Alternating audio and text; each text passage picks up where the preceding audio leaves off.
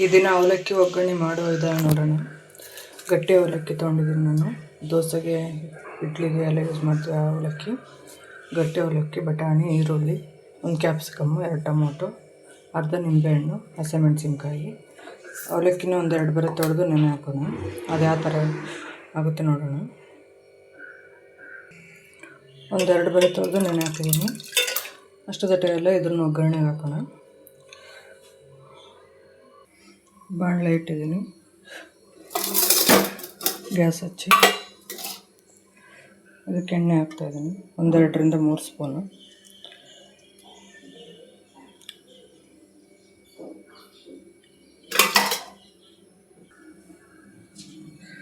ಶೇಂಗಾ, ಕಡಲೆಬೇಳೆ ಹಾಕ್ತಾಯಿದ್ದೀನಿ.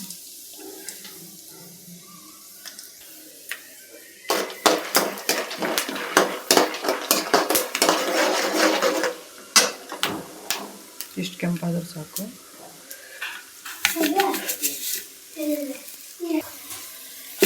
ಸಾಕು, ಸ್ವಲ್ಪ ಕರಿಬೇವು,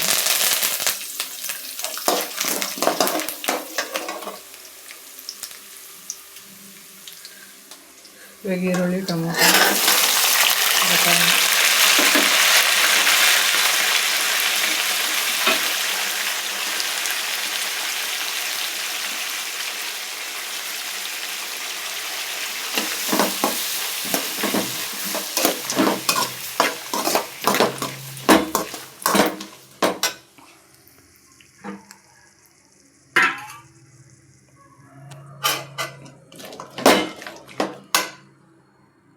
ಇದು ಬೇಯಬೇಕು 5 ರಿಂದ 6 ನಿಮಿಷ.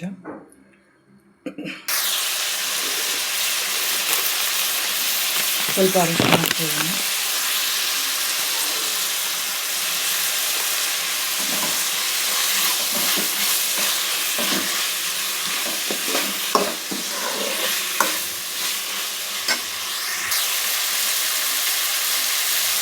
ರುಚಿ ತಪ್ಪಿಸ್ಬೇಕು. ಚೆನ್ನಾಗಿ ಟೊಮೊಟೊ ಬೇಯೋವರೆಗೂ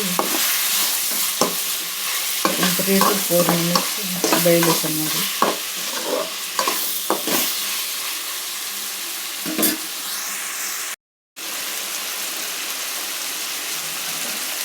ಇದಕ್ಕೊಂದು ಸ್ವಲ್ಪ ಹುಣಸೆ ಹುಳಿ ಅಂತ ಇದ್ದೀನಿ.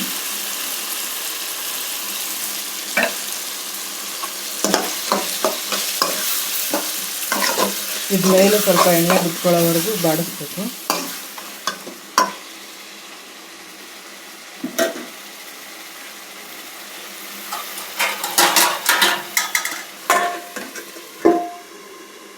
ಇದು ಬೇಯ ತಟಿಯೆಲ್ಲ ನಾವು ಅವಲಕ್ಕಿನ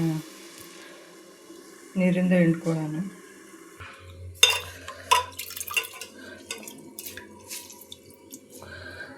ಅವಲಕ್ಕಿ ಬೆಂದಿದೆ, ನೀರಲ್ಲಿ ನೆಂದಿದೆ ಚೆನ್ನಾಗಿ. ಸ್ವಲ್ಪ ಗಟ್ಟಿಗಿರ್ಬೇಕಾದ್ರೆ ಬೆಸ್ಕೋಬೇಕು, ಹಿಂಡ್ಕೋಬೇಕು. ಇಲ್ಲಾಂದ್ರೆ ಮೆತ್ತಗಾದ್ರೆ ಚೆನ್ನಾಗಿರಲ್ಲ, ಮುದ್ದೆ ಥರ ಆಗ್ಬಿಡುತ್ತೆ.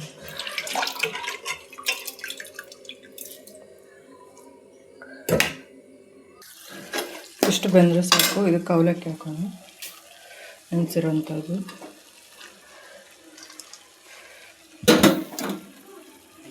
ಇದನ್ನು ಚೆನ್ನಾಗಿ ಮಿಕ್ಸ್ ಮಾಡೋದು. ಇಷ್ಟು ಮಿಕ್ಸ್ ಮಾಡಿ ಸ್ವಲ್ಪ ಕೊತ್ತಂಬರಿ ಸೊಪ್ಪು, ಸ್ವಲ್ಪ ನಿಂಬೆಹಣ್ಣು ಅಂತ ಇದ್ದೀನಿ. ಬಿಸಿ ಬಿಸಿ ಅವಲಕ್ಕಿ ಒಗ್ಗರಣೆ ರೆಡಿ.